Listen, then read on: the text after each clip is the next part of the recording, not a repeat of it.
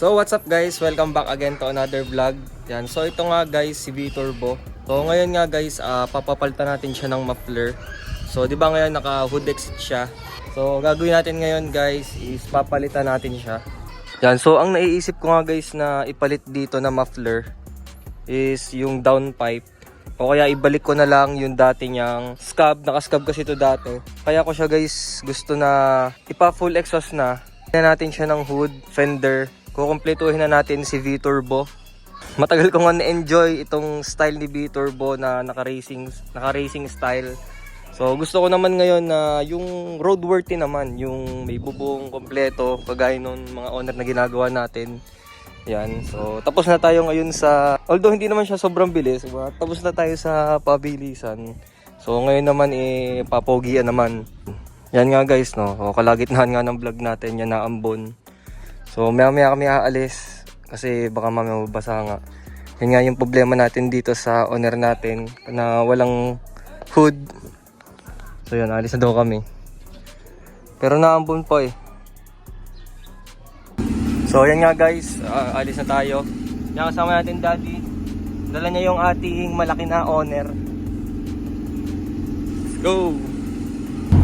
So guys, grabe, dito kami sa likod ng City Hall dumaan para walang mga manghuhuli. Yan dito guys, kasi likod na to ng SM. So dito sa likod ng SM yung bago nating pagawaan ng tambutso. Yan, so sa mga gusto nga dyan guys magpagawa ng tambutso, doon na kayo magpagawa. Yan dito mga boss, kay Manny Mufflers. Yan, dito tayo ngayon.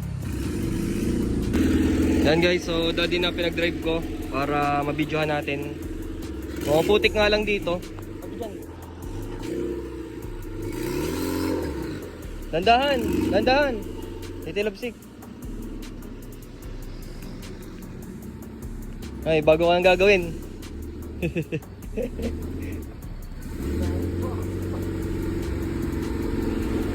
Aray po sero. Yan. Para itatanggalin. Kukunin namin. At kailangan may aray. Ito, gagawa ka pa ng isa. Saan ka lalagay ito, sir? Pwede kang downpipe na lang. Ito pa saan? Hindi, kapag downpipe, di ka ito. Parang nakatungo lang siya diyan. Wala, hindi. Anong gusto ng ano? Kasi ito dahil eh. Ay, hanggang likod. Stop na lang, parang hindi nagalawin yung ating. Hindi kukunin natin yung isa pang ano sa bahay. Yung dating nakakabit din eh. Yun. Kukunin na stainless steel. Stainless, oh. Stainless. Pati shop. Hindi, meron kaming muffler. Meron nga. Hindi pa dadaan pag ano. Dito. Iiwas mo lang sa ano.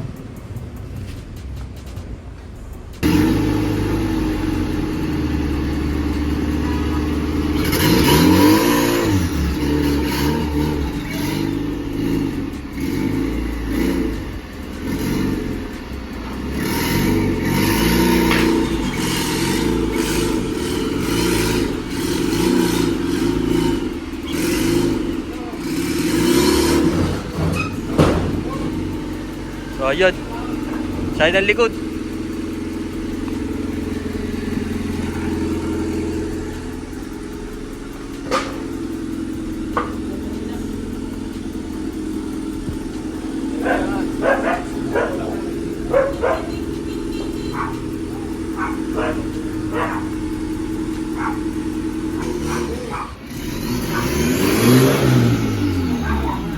Ha?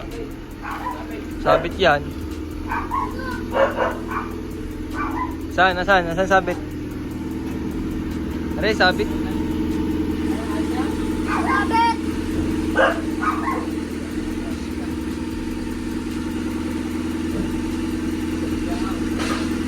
Yeah, nahirapan pa itaas. You know, from race car to monster truck. Hey. So yun nga guys, ngayon nga dito tayo sa bahay. So ito kinuha ko guys, yung ikakabit natin kay V-Turbo. Ito yung kay V-Turbo dati na nakakabit sa kanya, hindi pa tayo naka-hood exit. So ibabalik nga natin siya ngayon para malagyan natin siya ng hood at fender. Kasi nga, naka-hood exit tayo. Magiging nonsense yun, yung ating hood, kung butas pa rin yun. Paano pag naulan, diba? Basa pa din. So ito na nalagay natin. Nagdala nga din pala ako guys ng plate. Yan o. Kasi kailangan daw ni bossing. Nakakambyo.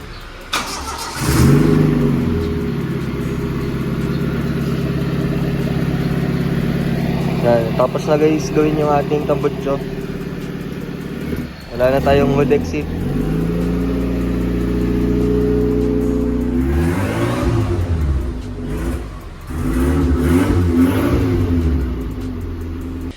So yan guys, so nandito na nga tayo ngayon sa bahay at palitan na nga pala natin siya ng muffler. Ayan. So hindi ko nga kanina ma-vlog ng ayos kasi syempre nahihiya din naman ako mag-vlog dun. Yan, so yan, stainless.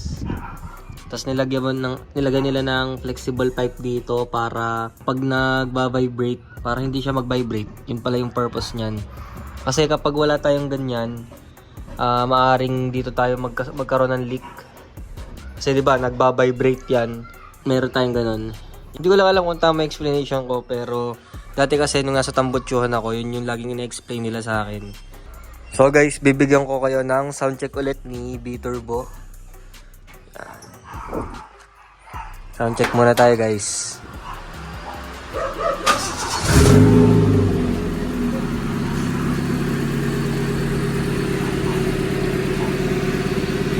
Ngayon, mas umingay yung tunog niya kasi yung kinabit natin is yung dating nakakabit sa kanya na drag pipe. Lalo nang iingay yan kasi stainless yun. Nasa ilalim pa yung ating tambutso kaya mag-e-echo talaga yan.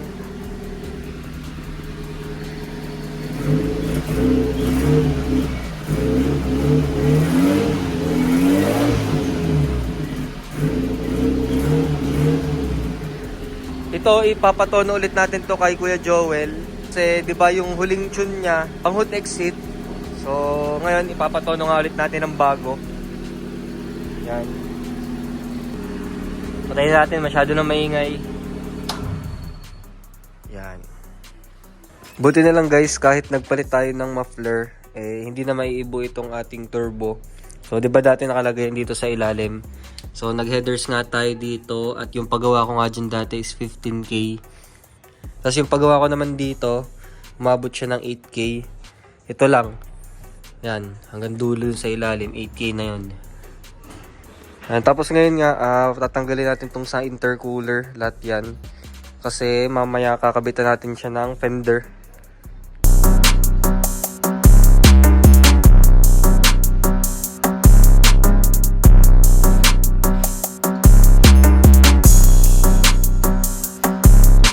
Yan. So guys, natanggal na natin yung pipings ng intercooler. Yan. So dito ko nga monto nilagay. Yan. So next vlog, sa fender naman at hood ang iba-vlog natin. So yun, thank you for watching. Don't forget to like, comment, share, and subscribe.